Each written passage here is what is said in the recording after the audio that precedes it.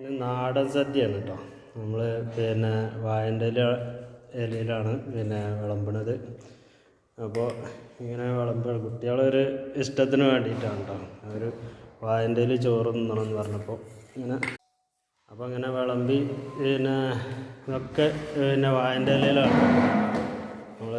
അപ്പോൾ കുട്ടികളിങ്ങനെ കഴിക്കാൻ വേണ്ടിയിട്ട് ഇങ്ങനെ ധൃതി കൂട്ടുകയാണ്. കുറേ ദിവസമായി പണ്ട് ഹോട്ടലിലൊക്കെ പോയാലോ ഇപ്പോൾ വാഴൻ്റെ ഇലയിൽ കിട്ടുള്ളൂ. അപ്പോൾ നമ്മളിവിടെ വാഴൻ്റെ ഇല ഉണ്ട്. അപ്പോൾ ഒരു സദ്യയായിട്ട് വാഴൻ്റെ ഇലയിൽ വിളമ്പാന്ന് കരുതി. കുട്ടികൾ ഓരോരോ പൂതിയാണല്ലോ. വാഴൻ്റെ ഇലയിൽ ഒക്കെ ഇവിടെ വാഴക്കുപ്പേരി ഉണ്ട്, അച്ചാറുണ്ട്, ഒരു സമ്മന്തി ഉണ്ട്, പപ്പടമുണ്ട്, മീനുണ്ട്, ചീരണ്ട്, ചോറുണ്ട്, സാമ്പാറുണ്ട്, വെണ്ടക്ക കറി. അങ്ങനെ വിഭവസമൃദ്ധമായ ഒരു സദ്യയാണ് കേട്ടോ.